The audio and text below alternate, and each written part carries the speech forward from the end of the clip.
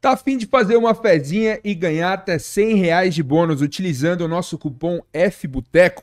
KTO.com. Acessa, link aqui embaixo na descrição. Ô Senise, você falou da época de DAZN. Eu lembro bem que quando, antes do DAZN sair lá com o Futeboteco, a gente criou uma expectativa muito grande para saber o que seria do DAZN aqui no Brasil, porque assim, a gente está falando de uma outra época que você não tinha os streamings como você tem hoje. E o DAZN chegou aqui no Brasil prometendo ser a Netflix dos esportes, que era o streaming onde ia ter os eventos ao vivo. Muito dinheiro lá de fora. Eu me lembro que o DAZN chegou a comprar os direitos do campeonato italiano para a Itália. Venceu uma puta licitação lá e tal. Até hoje. Tá até hoje, né? La Liga com a Espanha. Pois é. E aí, eu me lembro, nunca vou esquecer, eu lembro a gente conseguiu na época um acesso de teste do DAZN, que eles liberaram para pouquíssimos usuários. Uma pessoa entrou em contato com a gente, passou o login dela, a senha. A gente mostrou mais ou menos ali para nossa audiência como que ia funcionar o aplicativo em primeira mão. Foi um vídeo até que na época viralizou e tal. E eu lembro que quando sai o preço do DAZN no Brasil, eles já vieram fortes com o próprio campeonato italiano, campeonato francês. E a Copa da Inglaterra. Sim. Tinha, enfim. Championship, não? Puta, não lembro, acho que não. Mas alguns campeonatos bem interessantes. A Sul-Americana, que teve o Flamengo com exclusividade lá. Corinthians com exclusividade. Então. Botafogo. Exato. Comentava os jogos de Leeds. Aí, ó. Caralho. Exato. Mano, que da hora. E aí a gente, na hora que olhou o preço, e a gente falou, puta. Não vai rolar. Não vai rolar. A galera não vai se disponibilizar a pagar um conteúdo que... Querendo ou não, a maioria das pessoas que vão vir aqui vão vir por causa do Flamengo, e na época a Sul-Americana era um campeonato de mata-mata o tempo todo, que 2 jogos seu time poderia ser eliminado. Rolou até um Del Valle Flamengo de uma Supercopa, né? Uma coisa assim, sim. E tudo mais. E aí, só que ao mesmo tempo eles contrataram muita gente aqui no Brasil. O Rafa Oliveira, consultor da ESPN, recebeu 3 convites e preferiu ir para lá. Ele me contou aqui a época de DAZN, como é que eram nas transmissões na Argentina, a rotina dele, etc e tal. Então, assim, toda essa pergunta longa para te perguntar qual foi o sentimento daquela época do DAZN quando veio para o Brasil e o sentimento de frustração quando o negócio não girou. Como é que foi para você lá dentro? Frustração é a palavra certa, assim, porque é o que você falou, o DAZN chegou muito pesado, né? Eles contrataram o Mourinho para fazer transmissão, o Júlio César, Neymar. O DAZN fez contrato com o Neymar. Sim. Sim. Então o DAZN chegou gastando uma nota. E comprando um monte de direito, não só de futebol. Comprou NBB, comprou MotoGP, tênis. E para mim esse foi o grande problema. Não teve planejamento nenhum, assim. Eu faço parte da equipe do DAZN lá na Inglaterra desde o começo. O Caio Correia, que é o cara que meio que montou toda essa equipe, foi montada pelo Caio Correia lá de Londres. Ele falou que ia assistir, deve estar assistindo. Um abraço pra você, Caio. Só que a gente não era nem muito ouvido assim pela empresa. Eles compravam direito sem perguntar para os brasileiros, que sabiam se os brasileiros iam se interessar ou não. E a gente sabia que, NBB, eu adoro basquete, mas a gente sabe que não vai dar retorno. Ninguém vai assinar o DAZN por causa... Ninguém não, mas pouquíssima gente vai assinar. E eles saíram comprando um monte de direito.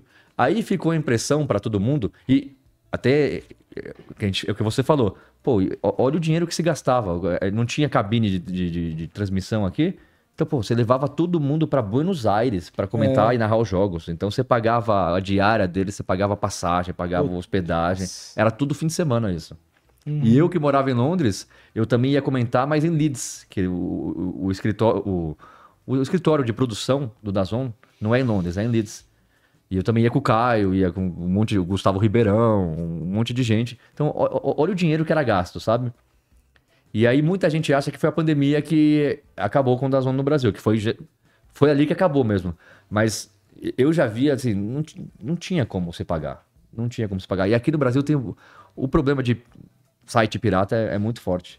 Então, eu falava com os meus amigos aqui, eles falavam, assisti ontem, legal a transmissão que você fez, sei que lá. Eu falei, você assina o DAZN? Ele falou, não, eu dou um jeito aqui.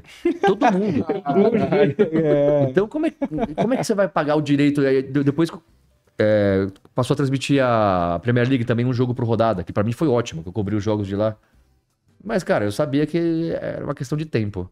E aí chegou a pandemia cortou tudo, e aí foi ladeira abaixo. Hoje ainda tem DAZN aqui no Brasil, transmite a Série C, mas é uma produtora que faz toda a transmissão, tudo. E tem essa questão da pirataria muito forte, e tem assim, eu acho que os grandes streams como o Star Plus, por exemplo, a própria HBO Max, que tem a Champions hoje em dia, que consegue oferecer esse conteúdo, eu acho que eles conseguem atrair a pessoa a assinar muito por conta dos seus conteúdos fora esportes também. Filmes, porque quem não quer ter um HBO Max em casa, eu sou um fã das séries da HBO. Quem não quer ter um Star Plus em casa com tanta coisa que tem aí à disposição para você assistir. Tem uma série aí que tá viralizando, O Urso, que eu recomendo demais, tá na segunda temporada, que é ótima, né? Então, eu acho que o DAZN, quando ele vem com só esporte, e o forte do esporte é o ao vivo, Tem jeito. cara, eu acho pobre no sentido de fazer uma pessoa que, porra, no brasileiro médio, que é uma pessoa, no geral, pobre, cara. Hoje em dia, se você ganhar menos de 3 mil reais aí, se você ganhar mais de 3 mil reais, você já faz parte dos 50% mais rico do país. Que é um absurdo, assim. É um absurdo, cara. Imaginar você viver com 3 mil reais em São Paulo, por Cara, exemplo. mais da metade das pessoas do Brasil vivem com menos de 3 mil reais por mês. Bizarro. Isso é o Brasil.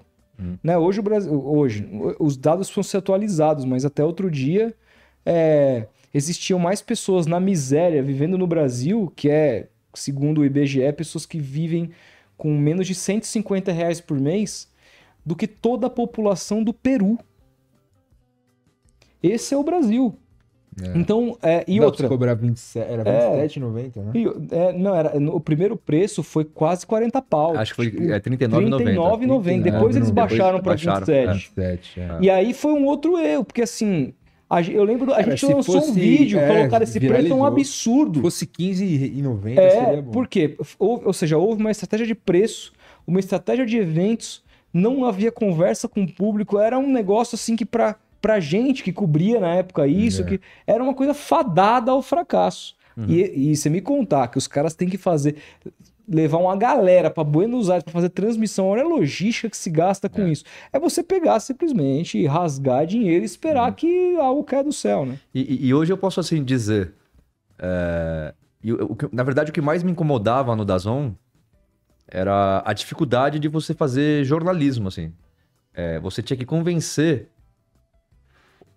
os gringos que mandavam no negócio que era importante ter o repórter no campo, cara. Que eles não queriam.